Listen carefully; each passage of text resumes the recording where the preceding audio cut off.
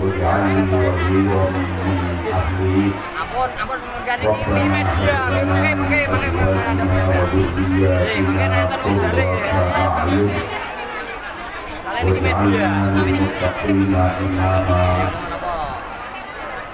أما بعد علماء الأجلاء ومشايخنا الأعزاء para bapak kiai, ibu kiai, para sesepuh, tim khusus, pengasuh pondok pesantren Hidayatul Muhtadin,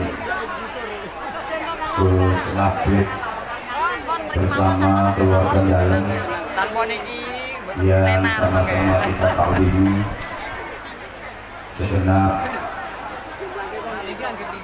kepengurusan pesantren Majelis Asatidz yang kita hormati, sahadat ulama, pejabat pemerintah dalam semua tingkatan bersama jajarannya, Bapak Bupati bersama Forkopimda, Pak Camat, Pak Kapolsek, Pak Danramil yang kita hormati, Bapak Kepala Desa, perangkat-perangkat desa, tokoh-tokoh masyarakat bersama seluruh tamu undangan, adik-adik santri putra dan santri putri Pondok Pesantren Hidayatul Muhtadin, Bapak dan Ibu wali santri, juga hadirin hadirat seluruh jamaah hadanakumullah fi rahmatihi wa barakatihi wa ridha. Mudah-mudahan Allah senantiasa melimpahkan rahmat, barokah dan ridhonya kepada kita semuanya, amin Allahumma. Mudah-mudahan seluruh yang hadir di majelis mulia ini digolongkan termasuk orang-orang yang dibimbing Allah, dituntun Allah untuk terus berikhtiar maksimal menggapai kebahagiaan hidup, keselamatan hidup, kemuliaan hidup di dunia wal akhirah. Mohon ikhlasnya panjenengan semua untuk membaca suratul Fatihah. Kita hadiahkan kepada muassis, pendiri, perintis Pondok Pesantren Hidayatul Muhtadin ini bersama orang-orang yang berperan aktif dalam memperjuangkan pesantren ini. Juga kita doakan keluarga dalam termasuk pesantren, kita doakan santri-santrinya dan secara umum untuk pesantrennya, mudah-mudahan maslahah, manfaat, barokah, khususnya untuk santri putra dan santri putri yang tadi diwisuda Khatmul Quran. Semoga benar-benar menjadi pribadi-pribadi yang Qurani, menjadi generasi yang solehin solehat, santri-santri dari pesantren Hidayatul Muhtadin. Semoga menjadi generasi harapan agama, harapan negara, menjadi generasi yang pengais bukan pengemis, yang perintis bukan pewaris, yang pelopor bukan pengekor, yang penggerak bukan penggertak, yang punya karakter bukan yang karakter, yang luar biasa bukan yang biasa di luar, yang terpelajar bukan yang kurang ajar, yang beradab bukan yang biadab, yang ahli zikir bukan yang tukang gender, yang ahli Quran bukan yang ahli pacaran. Mudah-mudahan bisa menyelamatkan, memuliakan, membahagiakan kedua orang tuanya, keluarganya, masyarakat dunia akhirat. Al-Fatihah. A'udzubillahi minasyaitonirrajim. Bismillahirrahmanirrahim. Alhamdulillahirabbil alamin. Arrahmanir rahim. Maliki yaumiddin. Iyyaka na'budu wa iyyaka nasta'in. Ihdinas siratal mustaqim. Siratal ladzina an'amta 'alaihim ghairil maghdubi 'alaihim waladdallin. Rabbi ighfirli wal walidayya wal mu'minina amin ya rabbal alamin. Ibu-ibu, bapak-bapak, adik-adik, seluruh jamaah yang saya cintai, yang saya hormati, rahimakumullah.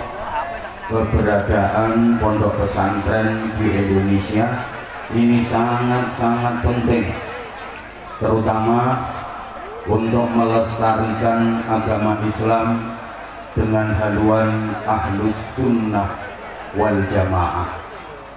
Selama di Indonesia ini masih banyak pondok-pondok pesantren, apapun yang terjadi, Islam ahlus sunnah wal jamaah akan tetap jaya. Alhamdulillah. Tapi kalau pondok-pondok pesantren sudah tidak ada lagi di negeri ini, fantauhiris sa'ah, tunggu saat hancurnya Islam, tunggu saat habisnya Islam. Sudah banyak bukti Bapak Ibu, adik-adik, para jamaah, negara-negara yang dulu sempat mayoritas penduduknya beragama Islam, belakangan Islam habis di negara tersebut. Di benua Eropa, tolong semuanya fokus perhatian, waktu kita terbatas, saya minta izin ngomong ceramah 25 menit saja ya, daripada nanti ceramah lama-lama nggak diperhatiin. Ibu-ibu sudah mulai perhatiin kardus yang mau jalan. Adik-adik santri yang ganteng-ganteng, kardusnya tahan dulu sayang, nanti di komando ya. Duduk dulu nak, duduk dulu. Minta tolong adik-adik, kotak infaknya jangan dijalankan dulu. Duduk dulu nak, nanti di komando di tengah-tengah ceramah. Paling tidak ya ceramahnya udah 30 menit lah. Masa ceramah baru mukadimah kalau udah mulai jalan kotak infaknya. Tolong adik-adik duduk dulu sayang. Saya ulang, banyak negara-negara yang dulunya sempat Islam menjadi agama mayoritas penduduknya, tapi belakangan Islam habis di negara-negara tersebut. Kalaupun ada, hanya tersisa sedikit dan kemudian menjadi minoritas. Di benua Eropa banyak negara-negara yang dulu Islamnya sangat besar. Contoh Spanyol. Ngertos Spanyol ya? Lore godong. Anyol. Mpun ayo ngaji. Spanyol itu dulu Islam mayoritas, berdiri kerajaan Islam, dan Islam sempat meraih kejayaan. Sampai sekarang banyak ritus-ritus religi yang membuktikan bahwa Islam pernah sukses membangun peradaban di sana, melahirkan ulama-ulama besar, salah satunya yang ngarang kitab nahwu, ilmu gramatika yang dipelajari di hampir seluruh pesantren di Indonesia. Kitabnya bernama Alfiyah Ibnu Malik. Pengarangnya itu orang Spanyol, itu wong Karangawen. Namanya Syekh Muhammad Jamaluddin bin Abdullah bin Malik Al-Jayyani Al-Andalusi. Andalusia itu Spanyol. Sekarang agama Islam sangat-sangat sedikit di Spanyol, tinggal sedikit, minoritas. Demikian pula Rusia negaranya Vladimir Putin itu sekarang jadi negara komunis. Padahal dulu Rusia itu penduduknya mayoritas sempat beragama Islam. Sekarang Islam habis di sana. Kenapa? Karena di Spanyol, di Rusia itu nggak ada pondok-pondok pesantren, nggak ada madrasah-madrasah diniyah. Makanya agama Islam hilang dari sana. Allahumma sholli ala Muhammad. Wes nek Eropa kadoan, tolong ibu-ibu jenengan boten usah ngingeti panganan ya, boten iki Pak ini jenengan. Wong salahmu dadi wong larat yo ngono kuwi nasi. Dadi mah boprone ning isor ora disuguhi apa-apa. Oh, yang di atas panggung kalau empati dan solidaritasmu tinggi gak akan tega makan karena merasakan berita yang ada di dalam. Kalau masih tetap makan berarti geragas. Termasuk saya. Dia jangan mentang-mentang di atas enak-enak terus melupakan nasib yang di bawah. Yang di atas enak, duduknya nyaman, gak sesek-sesekan, gak ongkot, gak sumuk, ngomong subuhani, ngomong bene. Perhatikan yang di bawah. Sesek-sesekan, ngambut lelek kecup, ngambut untuk selemut-selemut, dipameri wong mangan di sana. Wes tolong sing ngusung-ngusung panganan stop. Ngopong ini ngaji kok orang sing ganggu wae. Kadoan contoh Eropa. Udah tetangga kita Filipina. Ngertos ya? Paling boten tenggene peta. Nek gak ngerti yo tahu nonton ning TV lah atau melihat di HP negara Filipina. Itu dulu mayoritas penduduknya beragama Islam. Makanya ibu kota Filipina itu namanya Manila. Aslinya berasal dari bahasa Arab Amanillah. Aslinya ngono, tapi dijukuk gampangnya jadi Manila. Sekarang Islam habis di sana, tinggal minoritas sedikit banget. Kenapa? Karena di Filipina nggak ada pondok pesantren, nggak ada madrasah diniyah. Kabare no Filipina itu gak ono manatipan, gak ono yasinan, tahlilan, gak ono berkat.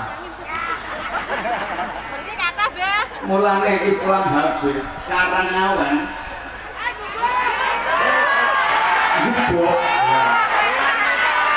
Pilangetan Kecamatan Kebon Agung Ngapunten Pilangetan Gubuk dan rumahnya toh Kebon Agung selama masih ada berkatan maka Islam akan tetap jaya. Tapi kalau sudah tidak ada berkat, tunggu tanggal mainnya. Islam akan habis. Hidup berkat, hidup berkat, hidup Abah Sarung Mangga. Yang membudayakan yasinan, tahlilan, berkatan, iya pondok-pondok pesantren. Gini apa nggih? Nah, ini saya kira ngaji sejarah. Sipik-sipik aja. Kalau dirunut dari sejarah, pondok pesantren itu dimulai ceritanya ini mulai zaman Nabi Allah Ibrahim alaihi salam.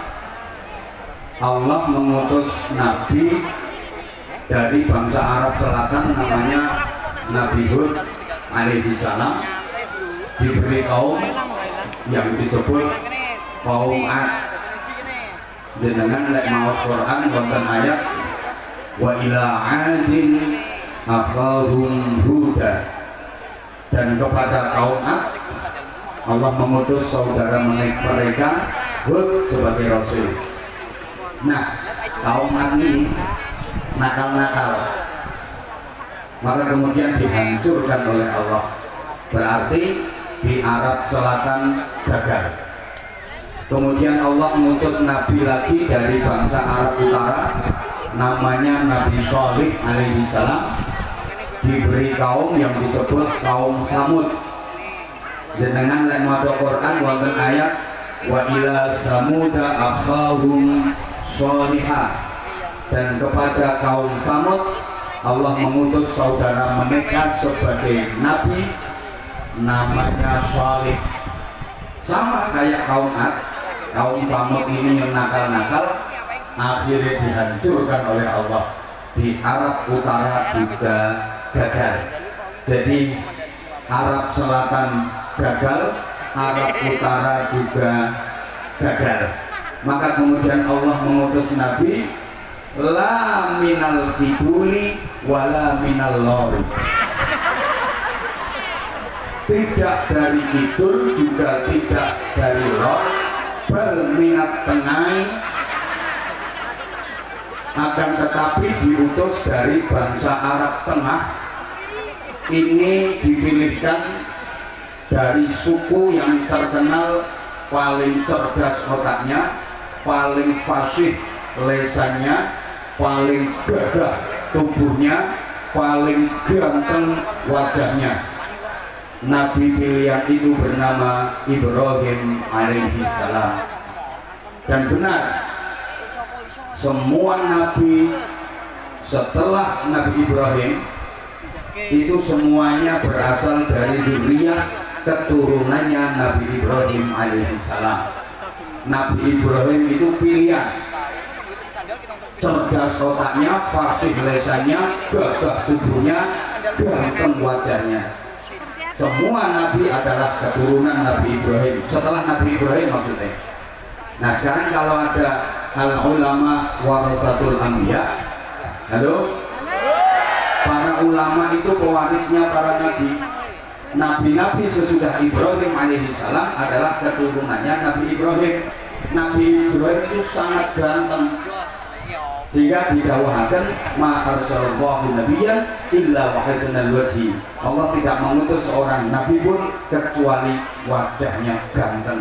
Lah nek kiai pewarise nabi titenono, kiai kuwi rata-rata wajahe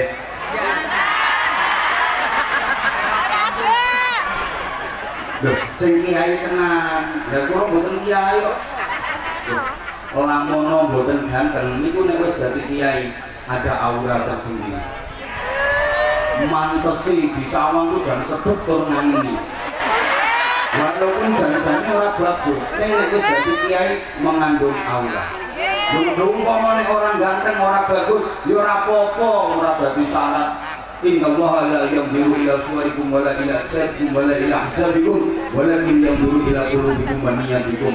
Yang dipandang Allah, yang dinilai Allah bukan tubuhmu, bukan wajahmu, bukan nasab keturunanmu, tapi niat dan hatimu. Ini dalile kiai sing orang ganteng. Pun saiki taurut mang pirengke Nabi Ibrahim kagungan putra saking garwa asma Siti Hajar. Putranya bernama Ismail alaihi salam, diangkat jadi nabi. Dipun paringi pusaka namine Masjidil Haram wonten Makkahil Mukarramah. Nabi Ibrahim kagungan putra melih saking garwa Siti Sarah, namine putrane menika Ishaq alaihi salam, diangkat jadi nabi. Kemudian diberi pusaka bernama Masjidil Aqsa di Palestina, Baitul Maqdis. Makanya perjalanan Isra ibn Kanjeng Nabi niku minal Masjidil Haram ilal Masjidil Aqsa. Nek dirunut berarti napak tilas. Pusakane Nabi Ismail Masjidil Haram, pusakane Nabi Ishak Masjidil Aqsa. Mulane Kanjeng Nabi saderenge mi'raj minggah dhateng Sidratul Muntaha, dipun isra'aken perjalanane minal Masjidil Haram ilal Masjidil. Sampai mriki paham? Ya Allah, gak nyaut. Nabi sejarah niku kudu runut. Maka jenengan mboten paham niki sak mengguri ya okon. Dilanjut. Ya wes. Dari Nabi Ismail ini menurunkan bangsa Arab, negara-negara Timur Tengah itu rata-rata berasal dari keturunan Nabi Ismail. Nabi Ishak punya anak namanya Yakub alaihi salam. Dari Nabi Yakub ini melahirkan keturunan Bani Israel. Jadi Bani Israel niku keturunannya Nabi Yakub alaihi salam. Eling-eling sapa ngerti kok dadi pertanyaan sing iso jawab entuk hadiah sarung.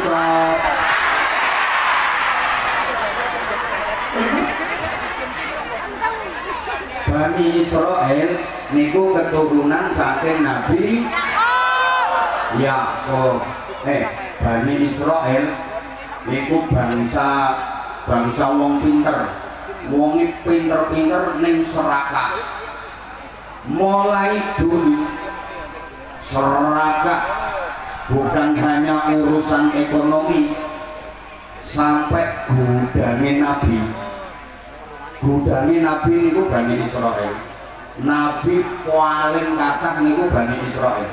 Dari 124.000 nabi, sing paling kathah niku keturunan Bani Israel. Dan Bani Israel itu serakah, maunya nabi-nabi itu dikuasai oleh mereka. Tidak boleh ada nabi yang bukan keturunan Bani Israel. Makanya sampai saat ini tidak mau mengakui kerasulan Nabi Muhammad SAW. Soalnya Kanjeng Nabi sanes keturunan Bani Israel. Wong Bani Israel gak kira gelem nopo. Dulu kalau ada nabi yang bukan keturunan Bani Israel, direbut sama Bani Israel untuk di Bani Israel kan, dijadikan sebagai Bani Israel. Contoh Nabi Ayub alaihi salam niku nabi ini wong Eropa. Nabi Ayub niku diutus ke negara Yordania. Akhirnya dipundhut putu mantu dening Nabi Yusuf yang Bani Israel, dipun ansalaken kalih putu putrine Nabi Yusuf asma Siti Rahmah. Akhirnya diboyong teng Israel, bangsa Yordania, bangsa Eropa kelangan nabi. Mereka diboyong teng Israel, akhirnya bangsa Yordania, Eropa kelangan nabi. Tapi lumayan, wis tahun duwe nabi walaupun akhirnya kelangan. Daripada Indonesia setiap ada nabi mesti palsu. Saiki ngaku dari nabi, rong dino maneh tangkep polisi. Itulah nasib nabi-nabi di Indonesia. Halo? Lanjut boten nih. Yes. Nabi Yakub nggak ada pinten-pinten putra, salah satunya bernama Is. Nah, dari Is ini yang melahirkan keturunan bangsa Amerika, bangsa Eropa. Jadi wong Amerika, wong Eropa, Inggris, Prancis, Jerman, niku nek diurut munggah nasabe jelas. Teko Is bin Yakub, Yakub bin Ishak, Ishak bin Ibrahim. Jelas nasabe. Ngono. Sing ora patek jelas nasabe iku wong Ilang Wetan. Bisa-bisa ngono-ngono kuwi nek diurut munggah tekan Bathara Kala. Kok diurut menduur tekan Raja Fir'aun. Kok diurut menduur tekan Qarun. Kok diurut menduur tekan Abu Jahal. Halo? Halo? Ora patek penting. Yang penting kitanya, karena yang dinilai Allah bukan mbah-mbah kita, kakek-kakek kita. Yang dinilai Allah adalah prestasi kita, kebaikan kita. Betul? Apa artinya kalau mbah-mbahnya orang baik-baik, tapi kalau kitanya orang yang tidak benar? Ya mending mbah-mbahnya orang-orang biasa, tapi kitanya luar biasa. Betul? Wis nae pokoke jagani awake dhewe-dhewe. Wong ngoten mawon pesen kula, ora usah digawak-gawak, engko digoreng. Saiki niku ceramah 1,5 jam, berarti 90 menit toh. Nah, yang 80 menit itu baik, bagus. Yang 10 menit elek. Lha iku sing ditampilno iku sing 10 menit. Ngalah deh. Mulanya jenengan harus bijaksana dalam bermedsos. Itu saja pesan saya. Ambil sisi baiknya, hilangkan sisi buruknya. Itu kalau niatnya mau berjihad lewat medsos. Jangan malah memprovokasi umat. Kasihan umat, mumet. Wes ayo. Ya Allah, wes gak terus. Pokoknya nek ajaan kita ya ayo bedak binafsik, kita mulai memperbaiki dari diri kita masing-masing. Allahumma sholli ala Muhammad. Nah, kalau Nabi Ismail dikasih pusaka Masjidil Haram, Nabi Ishak dikasih pusaka Masjidil Aqsa, runutan dari masjid ini turun sampai ke Rasulullah Muhammad Shallallahu Alaihi Wasallam. Perjalanan Isra-nya minal masjid ilal masjid, Rasulullah hijrah dari Mekah ke Madinah, nyampe perbatasan. Pertama yang dilakukan adalah bangun masjid yang kemudian disebut sebagai Masjid Quba. Ini masjid yang dibangun pertama kali dalam sejarah Islam. Namanya Masjid Quba. Ini masjid yang menjadi rutinitas Rasulullah setiap malam minggu. Jadi setiap Sabtu sore, malam Ahad, Rasulullah tidak menuju ke Masjid Quba, imma masyian wa imma raqiban, kadang jalan kaki, kadang berkendara, naik unta, naik kuda untuk ke Masjid Quba. Karena Rasulullah ngalap barokah saking tumurunipun ayat la masjidun ussisa 'alat taqwa. Para jamaah, siapa yang sholat 2 rakaat di Masjid Quba, pahalanya sama dengan ibadah umroh. Kalau sholat 4 rakaat di Masjid Quba, pahalanya sama dengan ibadah umroh 2 kali. Maka semua jamaah haji, jamaah umroh itu pasti berkunjung ke Masjid Quba untuk iktikaf dan menjalankan sholat. Mudah-mudahan yang hadir ikhlas ikut majelis mulia hari ini dimudahkan Allah untuk bisa ke sana. Ke sana lo tangan kuno biara. Bener ya? Ngomongnya bener pulang ngomongnya. Berarti pas. Muka-muka digampang no kalau Gusti Allah. Ya Allah. Niku Masjid Quba iki gone nang Madinah. Sama nek boten ngertos Madinah niku kilene Madiun. Lalu terus Madiun ngulang terus kok tekan Madinah. Allahumma sholli ala Muhammad. Masuk ke jantung kota, Rasulullah nyari tempat yang strategis untuk bangun masjid lagi. Dan masjid itu sekarang terkenal dengan nama Masjid Nabawi. Para jamaah, orang itu kalau ke Masjid Nabawi di Madinah, yang paling dicari-cari adalah Raudhah. Semua pengen masuk ke Raudhah, sampai antri-antri. Dan sekarang untuk bisa masuk ke Raudhah harus pakai tasrek, namanya surat izin. Kalau nggak bawa tasrek surat izin dari muassasah, nggak bisa masuk ke Raudhah. Kenapa semua berebut ke Raudhah? Karena Raudhah adalah taman surga. Itu sabdanipun Kanjeng Nabi Muhammad Shallallahu Alaihi Wasallam. Ma baina baiti wa mimbari raudhatun min riyadil jannah. Tempat antara rumahku sampai dengan mimbarku adalah taman surga. Kenapa tempat itu disebut taman surga? Kok nggak seluruh bangunan masjid yang luas itu semuanya dianggap sebagai taman surga? Kok hanya tempat itu antara daleme Kanjeng Nabi sampai mimbare Kanjeng Nabi, kurang lebih ukurannya 27 kali 16 meter, panjang 27 meter, lebar 16 meter, kurang lebih. Soalnya aku dewi ora tau ngukur. Kenapa hanya itu yang disebut raudhah, taman surga? Kok nggak semua bangunan masjid para jamaah? Sebab di tempat itulah Rasulullah mendirikan pondok pesantren. Pondok pesantrennya Rasulullah itu namanya raudhah. Nah, apa kok berani bilang itu pondok pesantren? Ya karena di tempat itu Rasulullah mendidik para santrinya, Rasulullah mengajar sahabat-sahabatnya. Di tempat itu Rasulullah mulai ngaji tenggene santri-santrine, murid-muridnya, sahabat-sahabatnya. Dan malaikat Jibril menyampaikan wahyu kepada Rasulullah lebih sering ke raudhahnya daripada ke masjidnya. Allahumma sholli ala Muhammad. Ini berdasarkan penelitian riwayat hadis. Malaikat Jibril itu jauh lebih sering menemui Rasulullah di raudhahnya, di pesantrennya daripada di masjidnya. Gitu loh Bu.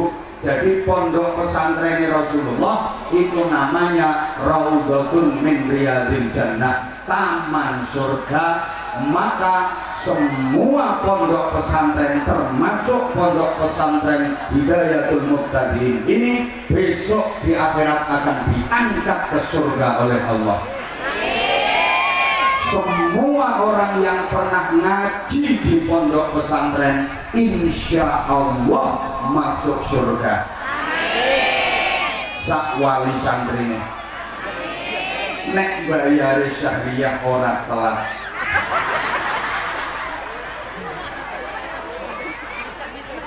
Orang-orang yang ikut mendukung perjuangan pondok pesantren semua insya Allah masuk surga. Ada pejabat kok mau datang di pondok ketika ada acara, insya Allah pejabatnya masuk surga. Nek nyumbang.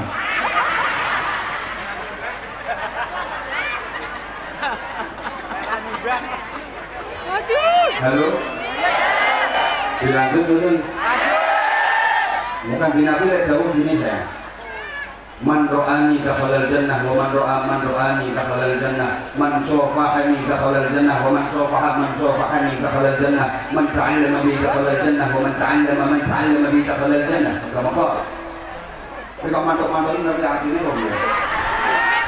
Siapa yang pernah melihat aku dalam keadaan iman, dia masuk surga. Siapa yang pernah melihat orang yang pernah melihat aku dalam keadaan iman, dia masuk surga. Terus siapa yang pernah berjabat tangan dengan aku masuk surga. Siapa yang pernah berjabat tangan dengan orang yang pernah berjabat tangan dengan aku masuk surga. Siapa yang pernah belajar ngaji bersama aku masuk surga. Siapa yang pernah belajar ngaji bersama orang yang pernah belajar ngaji kepada aku masuk surga. Ila yaumil qiyamah, terus ngantos dinten kiamat. Alhamdulillah. Santri ini kan tidak punya kata bahwa ibu kayak tebe-tebe wonten santri saking negara Jerman namanya Suhaib Ar-Rumi, wonten santri saking India. Halo? Gak di rumah no. Namanya Salman Al-Farisi dari Persia. Budal mondok nyantri nggene Kanjeng Nabi. Wonten saking Afrika namanya Bilal bin Rabah. Mulane pondok pesantren diakatakan serius niku biasanya santri ini yang tebe-tebe. Mangtingali, mangteni, pondok-pondok besar, pondok-pondok sepuh, niku rata-rata santri ini yang tebe-tebe. Halo? Dilanjut kamu betul? Oke, kalau minta dilanjut tolong diperhatikan, saya minta waktu 10 menit lagi.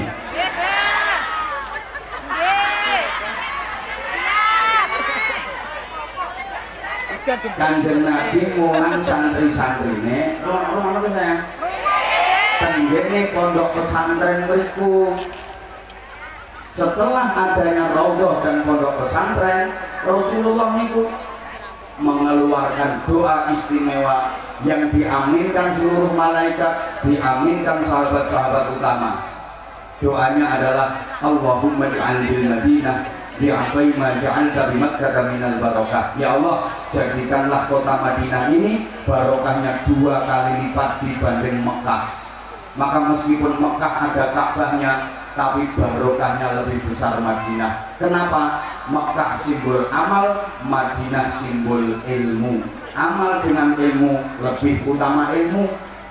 Karena ilmu tanpa amal tetap ada, tetap jalan, tapi amal tanpa ilmu tidak diterima, tidak dianggap amal. Betul? Fadlul alim 'alal 'abid ka fadlil qamari lailatal badri 'ala sa'iril kawakib.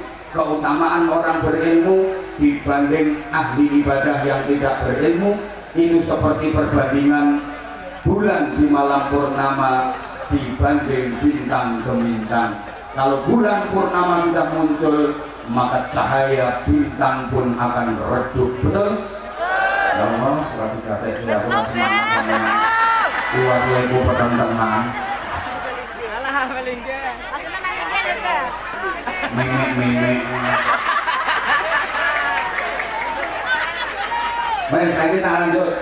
Kanjeng Nabi mulang santri-santri ini teng pondok pesantren. Dan santri ini Kanjeng Nabi niku saking tebe-tebe kepala pesantrennya namanya Abu Hurairah. Jadi pondok pesantren ini mulai wonten kawit zaman Kanjeng Nabi. Allahumma sholli ala Muhammad. Garwane Kanjeng Nabi sing diajak nasuh pesantren niku Sayyidah Aisyah. Garwane Kanjeng Nabi kakak. Yang diajak nasuh pesantren Sayyidah Aisyah. Makanya Kanjeng Nabi dawuh, inna habban nisa ilayya Aisyah wa inna habbar rijal ilayya Abuha. Wong wedok sing paling tak cintai Aisyah, wong lanang sing paling tak cintai bapaknya Aisyah, Abu Bakar Siddiq. Kenapa? Ya karena Sayyidah Aisyah itu berkaitan dengan pendidikan. Istrinya Rasulullah yang paling banyak meriwayatkan hadis adalah Sayyidah Aisyah radhiyallahu anha. Terus saya diurut Kanjeng Nabi mulang sahabat, sahabat mulang tabi'in, tabi'in mulang tabi'in, tabi'in terus mudun ringkes waktunya wis mepet. Sampai tekan Indonesia. Yang membawa Islam ke Indonesia adalah para aulia yang di Indonesia kita kenal dengan Wali Songo. Wali Songo itu sebenarnya ada beberapa kurun, ada 3 generasi. Nah, generasi yang terkenal itu kurun ketiga. Generasi yang ketiga mulai Maulana Malik Ibrahim, Sunan Ampel, Sunan Bonang, Sunan Giri, Sunan Derajat, Sunan Kudus, Sunan Muria, Sunan Gunung Jati, Sunan Kalijogo niku. Halo? Halo, Beb. Iya. Halo, Beb. Menyebarkan Islam ke Indonesia masuk mulai abad ke-14. Jadi rontok telat Bapak Ibu ngapunten, masuknya Islam ke Indonesia itu dibanding negara-negara lain agak telat. Abad 14 setelah runtuhnya kerajaan Majapahit. Lalu Islam harus merambah Eropa itu abad ke-7. Tenggene Spanyol, tenggene Rusia, abad ke-7. Sama nek ngono wong maca hadis rawahul Bukhari, hadis ini riwayat Imam Bukhari, itu orang Rusia. Lah nek Imam Bukhari tonggomu kan bakal sego goreng. Retinan ya? Halo? Weh, Islam sudah nyampe ke Mesir, kawasan Afrika akhir abad ke-6. Amr bin As diangkat jadi gubernur di sana. Islam masuk ke Irak abad ke-7 awal. Khalid bin Walid yang menyebarkannya di sana. Islam sampai ke Iran awal abad ke-7. Abu Ubadah Ibnul Jarrah. Tak ceritanya ini saya paham. Yang masuk Indonesia setelah abad ke-14 mulane dari budaya masyarakat Indonesia ini acara apa wae wajib telat. Ini cocok karo masuknya Islam di Indonesia yang telat. Karena kiai diundang ceramah bakal dhuwur tekone ya jam 3. Orang lucu. Ini orang telat orang Indonesia. Jadi semakin telat semakin Indonesia. Kemana wong NU diundang Baksul Masail jam 8 pagi, prakteknya darasar. Nah, telat itu kan identik dengan ketinggalan. Ojo kaget ke Indonesia ki opo ketinggalan. Disiplin, ilmu pengetahuan ketinggalan, budaya ketinggalan, perekonomian ketinggalan, teknologi ketinggalan. Itu bandingno karo Jepang ketinggalan kita. Sampeyan rene numpak sepeda motor butuh gaweane wong ilang wetan. Jepang kabeh Yamaha Jepang. Ayo nyaut Yamaha Jepang. Toyota Jepang. Motorola Jepang. Kawasaki Jepang. Mitsubishi Jepang. Suzuki Jepang. Jenengan Kudus Jenang Kudus Gudeg Jogja Wajik Magelang Wingko Babat Soto Lamongan Pecel Madiun. Jadi harusnya kita itu jadi umat terbaik, kuntum khaira ummatin, tapi kenyataannya bukan kuntum khaira ummatin, tapi kuntum ummatan badokan lillahi ta'ala.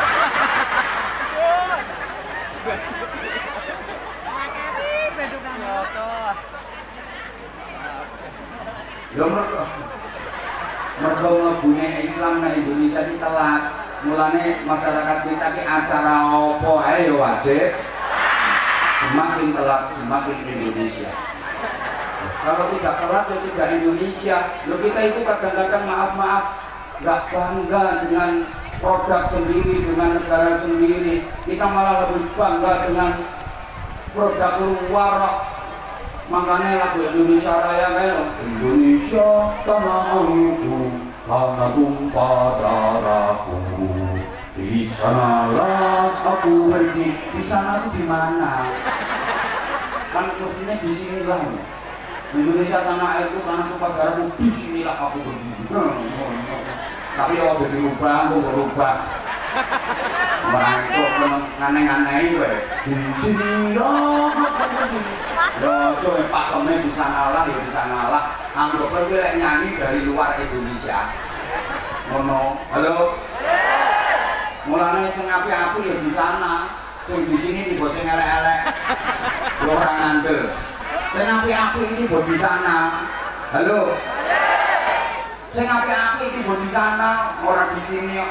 Wedhus sing api, wedhus Australia. Di sana. Sampeyan diterima oleh wedhus katangan sing bungkringan ngono. Lho jajal to. Sing api-api di sana, ono kacang enak yo, kacang Cina. Wong sing ngicil lho, wong Pilang Wetan. Tapi diarani kacang nongko sing larang nongko lodo. Jajal, jambu sing apik jambu Bangkok. Jajal. Apel sing larang yo apel Australia, anggur sing apik anggur Amerika. Jajal. Rumput sing kuat rumput Jepang. Kunci sing kuat kunci Inggris. Lah sing temu apa gula Jawa dilewer kaya curang. Manyo wae. Ora bangga karo wekmu dhewe kok.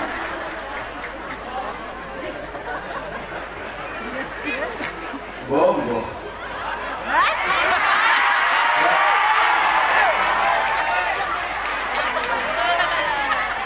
Iya ya. Nah, para wali menyebarkan Islam di Indonesia melalui wadah namanya Pondok Pesantren Kanjeng Sunan Maulana Malik Ibrahim. Ini di Pondok Pesantren Gresik kono Raden Rahmatullah Sunan Ampel bangun Pondok Pesantren yang Ampel Dento Surabaya. Santrine yang Sunan Ampel itu mirip santrine Kanjeng Nabi. Wonten santri sing putrane piyambak namine Maulana Makhdum Ibrahim yang kemudian menjadi Sunan Bonang. Wonten putrane melih namine Sayyid Qasim yang kemudian menjadi Sunan Derajat. Ono santri niku putra dari ulama terkemuka Maulana Ishaq. Namanya putranya itu Raden Paku Sayyid Ainul Yakin yang kemudian menjadi Sunan Giri. Ada santri putra kerajaan Sriwijaya atau Palembang namanya Raden Husein, kemudian menjadi Adipati Terung. Wonten santri putra kerajaan Majapahit namanya Raden Hasan garis miring Raden Fatah, kemudian menjadi Raja Islam pertama, Sultan kerajaan Islam pertama yang di Demak Bintoro. Bahkan wonten santri sing mantan berandal namanya Raden Syahid jejuluk Berandal Lokojoyo, kemudian akhirnya menjadi Sunan Kalijogo. Ini bukti ini wong nakal berandalan kecekel kiai dadi wali, julukane Sunan Kalijogo. Lah nek sing nyekel mboten kiai iso-iso dadi Sunan Jogo Kali. Bodo kang mancing, bodo kang ngising.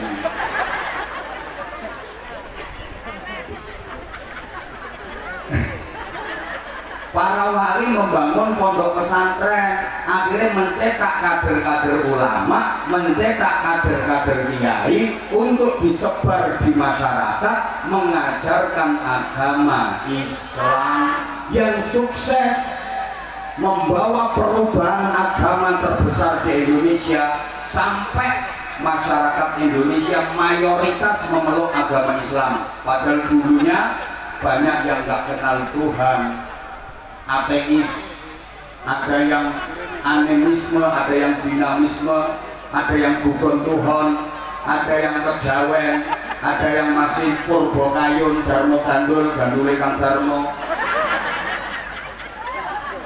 ada yang klenek, bisa percaya karo Nyi Blorong, Nyi Roro Kidul, Nyi Roro Lor, Nyi Roro Tengah, Nyi Roro Etan, Nyi Roro Kulon, Nyi Roro Pojokan, mak lampir ini balik gerandong wa ala ali wasobi ajmain. Malik Gerejang hampir 90% beragama Islam. Ini sukses besar dakwahnya para wali, dakwahnya para kiai. Kenapa? Yo strateginya canggih, halus. Jadi dalam berdakwah itu nggak keras, nggak kejam kepada masyarakat, tapi santun, penuh kelembutan, merangkul budaya yang ada, tradisi yang ada, nggak diberantas habis, tapi dengan prinsip memimpin, mengetutkan. Makanya orang di Sunan Kalijogo dibuka dari tembang cah angon, cah angon. Jadi angon masyarakat, ya namanya angon itu kan mengetutkan. Kaya angon wedhus, aku ngomong wedhus kudu kalau ngingeti mendhuwur. Boleh ngingeti mengarep apa maneh nyudeng-nyudeng malah viral kok. Iki wong pencet ceramah kok medhus-medhusin wong. Contoh nggih angon wedhus. Misalnya ceramahnya itu omong sak-omong, sikap-sikap kudu sing hati-hati. Contohnya angon wedhus. Wedhusnya bakal keluar, Beb. Lah aku lek misale kaya angon wedhus tersinggung mesti ngomong iki. Ratu mau ngantek kabeh wong telu. Wong contoh kok. Angon wedhus. Lha mesti ngetutke manggone ngembunine wedhus. Nek mlakune wis bener ya wis toke. Lah kok nek bandang baru diketaki. Ngono. Angon masyarakat yang ngetutke, nek wis bener toke, nek kliru getaki. Kliru. Ngono. Nek nang arepe wedhus ya ora angon, blantik. Ya mbok gelem ora gelem wedhuse diseret ya mengati ketek gurune melek ora peduli, seret ae. Mula sampeyan nek golek pemimpin iki sing angon, aja golek pemimpin sing blantik, netek gurumu nganti melek-melek. Keblok-keblok padahal ora paham ngono. Paham. Bayane keblok-keblok.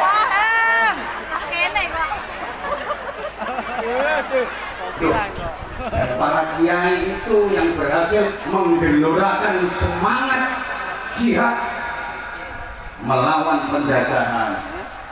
Loh, anggite sampean sapa? Yang membakar semangat patriotisme perlawanan musuh penjajah para kiai, para ulama di tengah-tengah masyarakat terjun langsung. Ngapunten, waktu itu belum ada tentara, belum ada polisi. Izin Pak Kapolsek, izin Pak Dan Ramil. Kurang ono tentara, kurang ono polisi. Kalau saya ngomong salah silakan dikoreksi. Rumahnya Pak Kapolsek malah diinggo ae. Aku minta dikoreksi Pak Kapolsek kalau salah nanti. Gitu loh.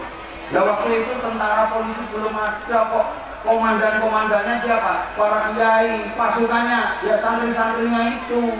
Kok dari pondok pesantren? Lah iya memang pendidikan waktu itu hanya di pondok pesantren. Bagi masyarakat biasa, maaf-maaf, ada sekolahan itu pun sekolahan milik Belanda. Yang boleh ikut sekolah di situ hanya anaknya bangsawan.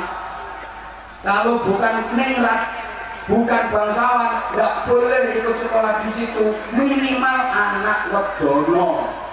Wedono ini jabatan di bawah bupati, di atas camat. Anaknya camat, kapolsek dan ramil. Rak lebu sekolah ini pun ora keterima. Kurang dhuwur jabatan, kurang dhuwur pangkat. Camat ini jabatan apa?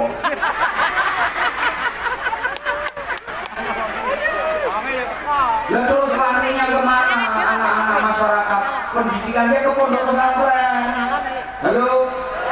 Halo?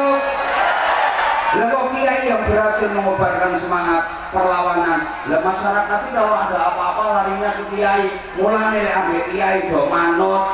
Saiki calon opo wae lek arep nyalon kae mesti bergemuk-gemuk ngoro kiai. Nek wis dadi yo tinggal. Dia ngomong betul. Lho masyarakat yang tenopo ya moroten kiai, wong kiai iki nggon sambat-sambatan. Anak nakal ya bayai nyuwun berkah, anak kula nakal suwuk kiai waras nakale. Bayai nyuwun berkah, utang kula katang bayai paringi donga pengen cepet lunas gampang. Wacake ayat kursi ping 1000 tanpa ambekan.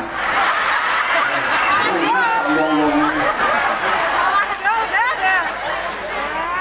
Mbah Yai bojo kula cerewet banget Mbah Yai nyuwun donga nggo bungkem cangkeme wong wedok.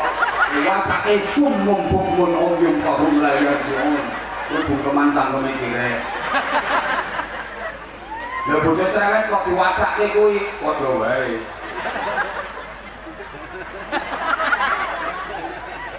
Mbah Yai utang kula kathah ngono kuwi. Mata surat Waqiah iki watan Allahu Latifun bi ibadihi yarzuqu man yasha wa huwal qawiyul aziz. Ping 9 terus ya Latif 16.626. Ngono kuwi. Biyen ngono kok bayari bojo kula niku lek nganggut terus meh setahun kok bareng babarake ngundungane benang lahir bayine jukuke banyu wudu nggone kolahe santri yo. Jeding sing biasa mbok wudu santri iki dhewe kono damoni karo Mbah Yai. Ono buyangke wetenge bojomu. Yo. Lahir suwuk pendobolan. Mungkin lu nganti tekan saiki jenengan lek enten napa-napa lah merloke kiai iki napa mboten? Ngono duwe gawe mangku munake arep besanan ngundang kiai kok. Oke. Makanya masyarakat itu manut karo kiai, sehingga kiai ulama yang menggerakkan semangat patriotisme melawan penjajahan. Mayoritas Indonesia kan beragama Islam. Menurut Bu? Les. Sehingga pondok pesantren dengan pendidikannya yang diajarkan kitab Ta'limul Muta'allim, Hidayatul Hidayah, Sulamul Taufik mampu melahirkan tokoh-tokoh besar, bahkan pelopor dan pendiri Republik ini banyak tokoh-tokoh yang alumni dan lulusan pondok pesantren. Tepuk tangan untuk pondok pesantren. Nanti waktu-waktu aku isi nau. Dalam sing tokoh-tokoh disuguhi ora wani ngombe, ora wani demok panganan, kok diarani gagas. Nah aku arep ngombe, yo isi nau. Wes pokoke kuat-kuate.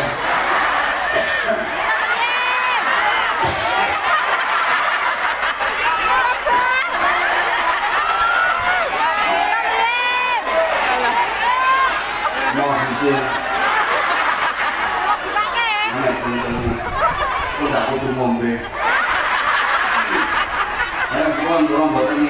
nah jenengan dahar monggo. Monggo sama Pak Kapolsek Bandar Mamen dan Tandu Isen. Ngopo kok saya utuh niki?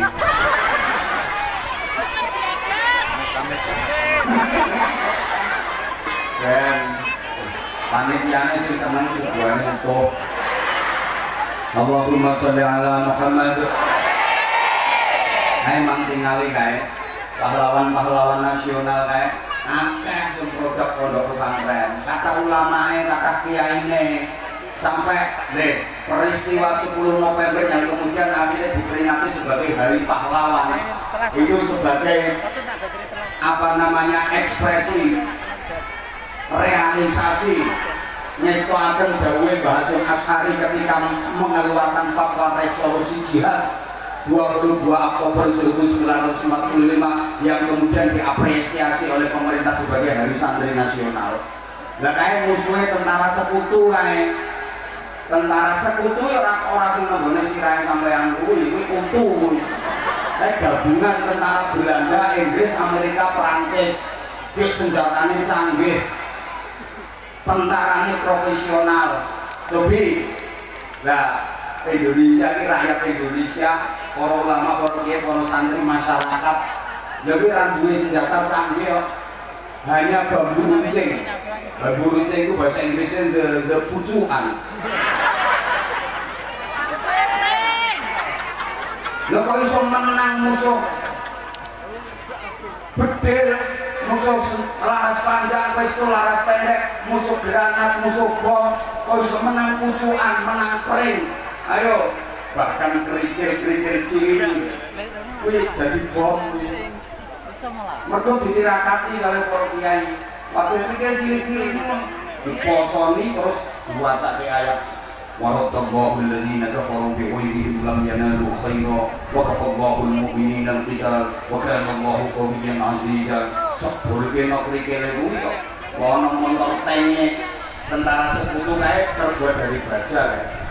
Ning trimo diantem kerikil meledak ning montor tenge.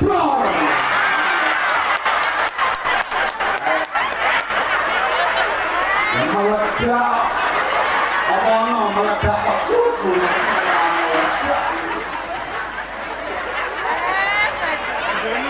kayak ono jet tempur pesawat tentara sekutu ning mau diantem nganggo krikil teko ngisor jet tempur lho kuwi diantem krikil kuwi terus kowe ora yo meledak tapi aku mau ngajak sampean dua mau bang itu yang dua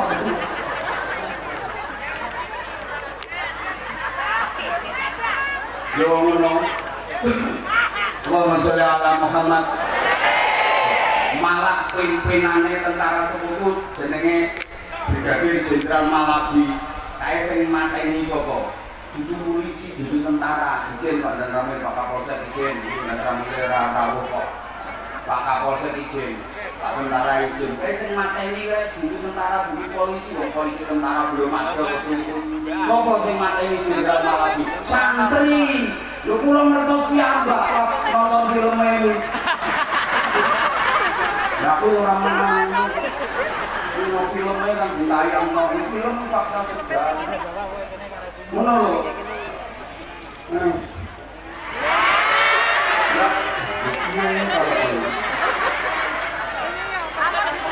Mantannya Bapak Pendidikan Nasional Ki Hajar Dewantara di awal-awal kemerdekaan nanti sowan ke Bung Karno.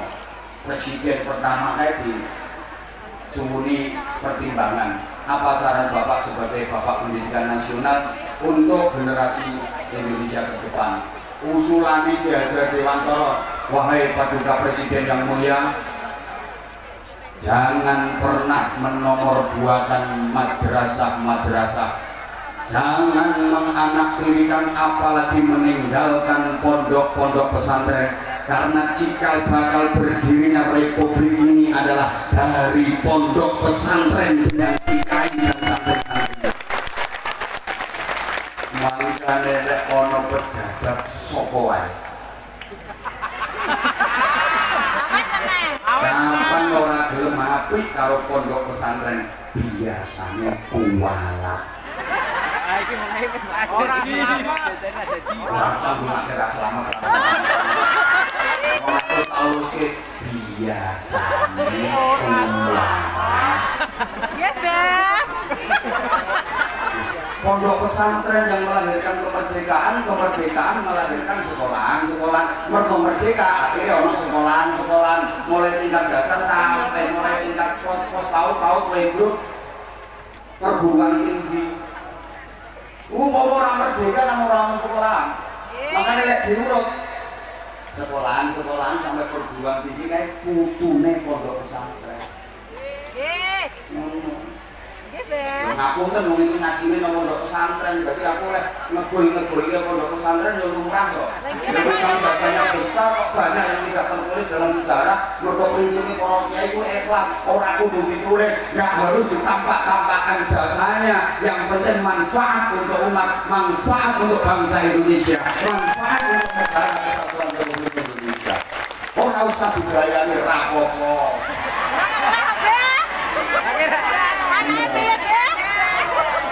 Rasa damblok. Abang yang ono. Nek saiki bayaran niku penting napa mboten? Kira-kira dadi kapolsek mboten dibayari purun napa mboten? Dadi camat mboten enten bayarane purun napa mboten? Dadi kiai. Siapa ngomong dadi kiai? Kenapa yang disorot hanya kiai? Kiai yang perlu, Beb. Ikhlas. Nanti kiai bayarannya luwih gede timbangannya camat. Lu jasane luwih gede kok. Ya aturan jasa umpamane ini hukum sosial sampeyan ora usah kate aneh-aneh. Boten. Ngoten lho. Ngiri terus.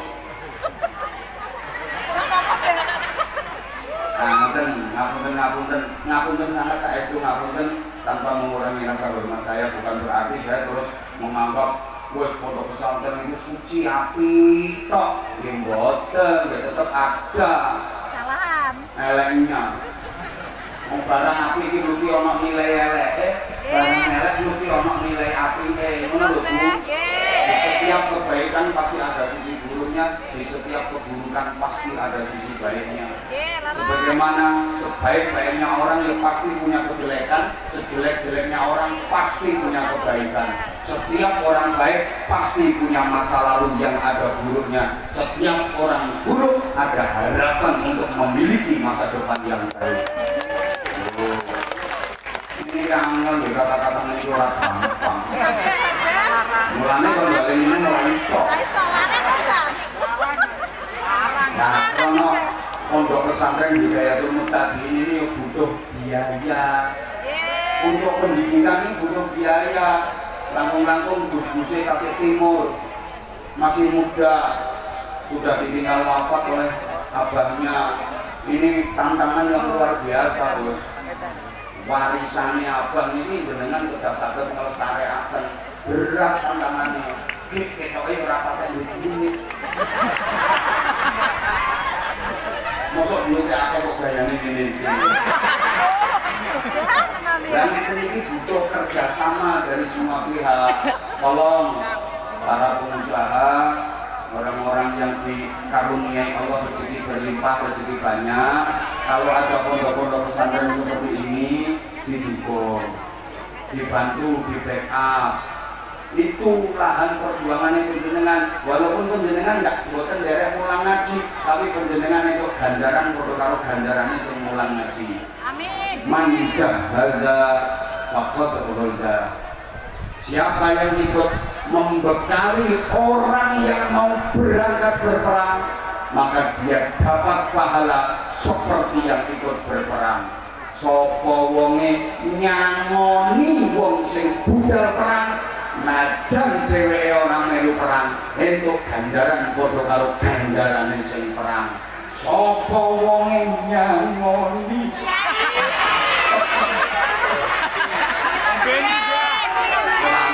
meter lho. Yo entuk ganjaran padha karo ganjarane dadi jenengan ngapunten jenengan nyangoni guru-guru TPQ, guru-guru ngaji sing mulang teng dene TPQ madrasah dinia sing tanpa bayaran niku lho Bu. Lho jenengan nyangoni beliau-beliau najan jenengan mboten nderek mulang, jenengan untuk ganjaran kok karo ganjarane mulang ngaji teng TPQ. Lho ra penak to. Muga-muga Pak Camat kepireng. No. Nah, enten proposal Pak Camat saking Duse, Gus Labi, Pak Camat nyuwun tanda tangan niki proposal nyuwun anggaran kangge nambah gedung asrama soalnya santrine tambah. Pun overload mboten muat. Kamare sesek-sesekan. Terus ini tanda tangan erek-erek stempel cetok terus ngono ae Pak Camat. Bantu duit abot.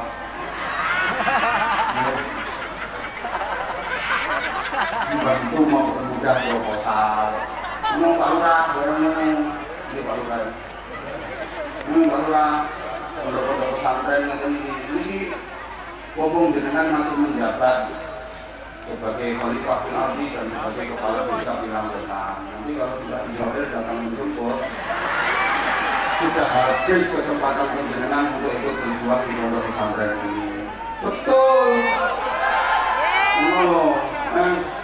Nah, saat ini monggo ada kesempatan bagi panjenengan untuk ikut berkontribusi membantu pondok pesantren Hidayatul Muhtadin. Adik-adik panitia, monggo persiapan sayang.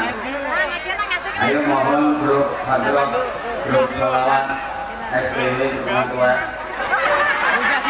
grup sholawat senior keren sampai subuh terus sholawatan ya, terus ojo sampai kalah harus nem-nem. Tak dukung terus, seneng aku nggak ada bersolawat ini. Perpaduan itu regenerasi, generasi sepuh kali generasi nem, sehingga solawatan nggak sampai hilang. Solawatan terus. Allahumma sholli ala Muhammad. Allahumma sholli ala Muhammad. Ayo adik-adik jangan ya. Kalau ada yang naik ke panggung satu adik-adik, jadi yang di panggung itu juga ditarik infak. Bukan orang usah diuntal-untal ayo, sing ditarik infak bukan namung sing teng ngandhap mawon. Ayo jalan kabeh. Apa dari dhewe. Ayo, Allahumma sholli ala Muhammad.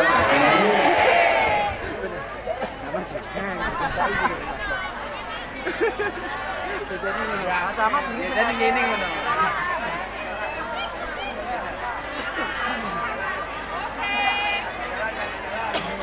Ayo, monggo.